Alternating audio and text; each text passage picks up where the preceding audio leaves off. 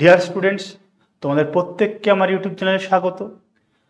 যারা তোমরা descriptive English লেখা শিখতে চাইছো, তাদের জিরো লেভেল থেকে একদম বেসিক লেভেল থেকে আমি সিরিজ শুরু করেছি ডেসক্রিপটিভ ইংলিশ ফর বিগিনার্স।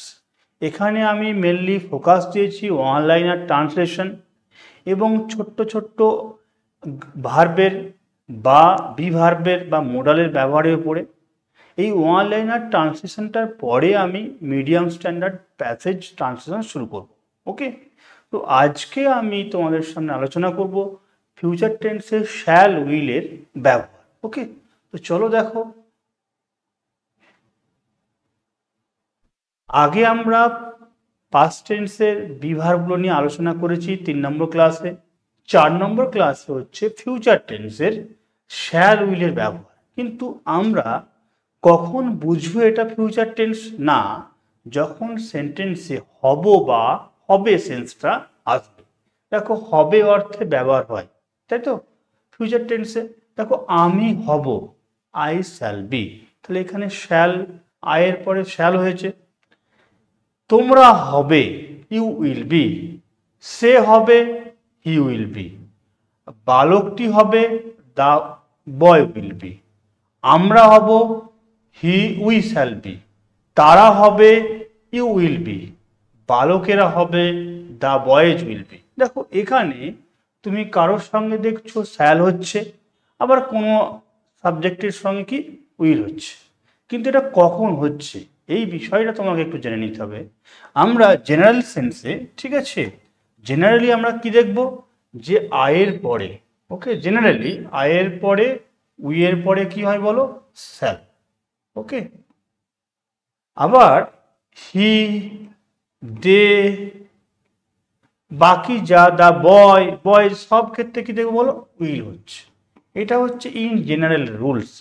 ঠিক আছে, এটা ছাড়া এর ব্যতিক্রম হিসাবে আমরা কোনো কোনো ক্ষেত্রে আয়ের পরে উইল দেখে থাকি।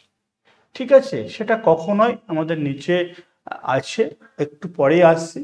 কিন্তু তার আগে আমরা কয়েকটা ট্রান্সলেশন আমরা একটু দেখে নেব। কি, বালকেরা হবে, দেখো দ্য বয়েজ উইল। যেহেতু তুমি নর্মাল রুলসে শিখেছো কি, দ্য বয়েজ, বয়েজ আয়ের পরে উইয়ের, আয় আর উই বাদে সব ক্ষেত্রে উইল হয়, তাহলে যেটা দ্য বয়েজ উইল বি।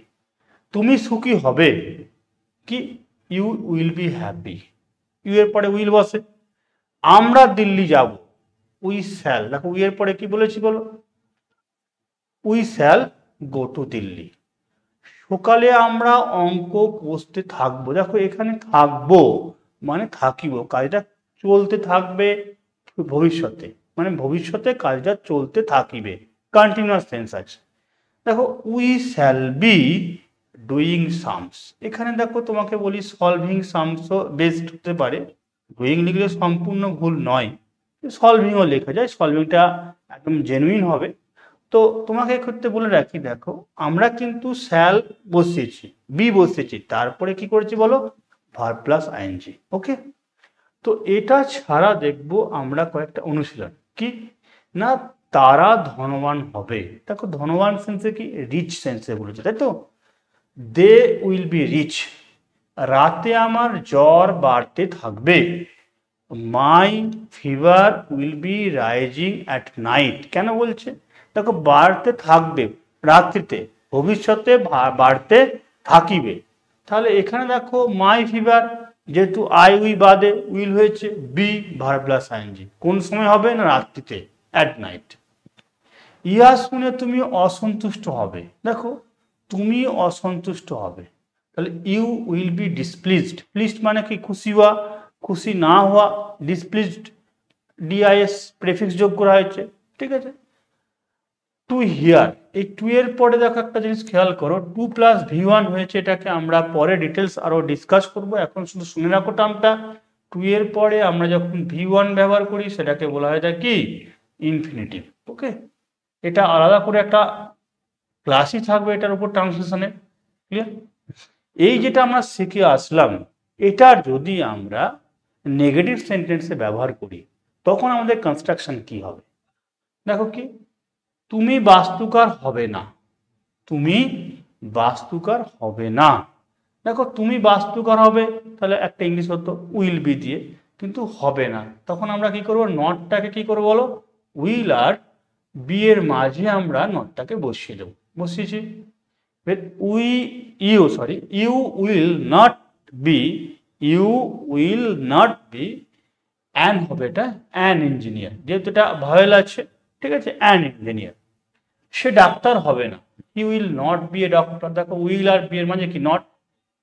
গাছগুলি লম্বা হবে না, the trees will not be ton.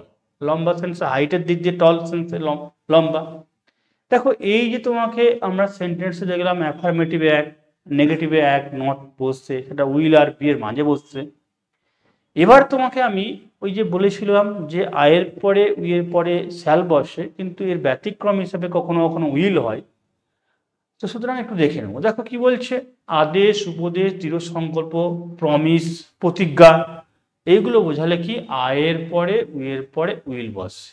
Actually এদের পরে কি বসে, এক মানে কি শ্যাল বসে না, কিন্তু এইগুলো বোঝালে কি হয় বলো, উইল। আর সেকেন্ড পার্সন এইগুলোর পরে কি বসে বলো, শ্যাল ব্যবহার হয়। কিন্তু এগুলোর সাথে অ্যাকচুয়ালি কি হয়, নর্মাল বা জেনারেল সেন্সে উইল হয়, কিন্তু যদি দৃঢ় প্রতিজ্ঞ জোর দিয়ে বোঝাই কোনো সেন্টেন্সকে, তখন আমরা এই ব্যতিক্রমটা ব্যবহার করব। কিন্তু একটু তোমাকে উদাহরণের মাধ্যমে দেখিয়ে দিই। কি বলছে, আমি উপস্থিত থাকবই। দেখো এই সেন্টেন্সটা একটু লক্ষ্য করে দেখো ভালো করে, যে এখানে কিন্তু কনস্ট্রাকশন হিসাবে একটু বাংলাটা একটু জোর দিয়ে বোঝাচ্ছে। কি হবে, আমি উপস্থিত থাকবো, এটা হলে একটা সেন্টেন্স, আর যখনই থাকবোই বলছে এটা হচ্ছে আর একটা সেন্স। দেখো যখনই এই রস্যইটা পড়ে গেল, মানে সেন্টেন্সটা জোর দিয়ে বলছে আমি থাকবোই, তাহলে আই উইল। যদি এই রস্যই না থাকতো তাহলে আমরা কি করতাম, আই শ্যাল। বুঝে গেল, সে সফল হবেই, he shall be successful. Actually এখানে হি এর পরে উইল হতো যদি না এই রস্যইটা থাকতো। ওকে, সুতরাং খেয়াল করে দেখো, তারা অবশ্যই উপস্থিত থাকবেই, তারা অবশ্যই উপস্থিত থাকবেই, এখানে দে শ্যাল বি প্রেজেন্ট। ওকে, তা দে এর পরে উইল হওয়ার কথা, কিন্তু যেহেতু জোর দিয়ে বোঝাচ্ছে উইল বি প্রেজেন্ট, উপস্থিত থাকবেই। ওকে, তো দেখো এটা গেল ফিউচার টেন্সে শ্যাল উইলের ব্যবহার। এর পরের দিনের ক্লাসে একটু বিষয়টা তোমাকে বলে রাখি, আমরা এর পরের দিন হ্যাভ ভার্ব নিয়ে আলোচনা করব। হ্যাভ, হ্যাজ, হ্যাডের ব্যবহার তোমরা মন দিয়ে ক্লাসগুলোকে ফলো করো, দেখবি তোমাদের এই সিলি মিস্টেকগুলো অ্যাভয়েড করতে এই কনসেপ্টগুলো কাজে লাগবে। ওকে, ধন্যবাদ।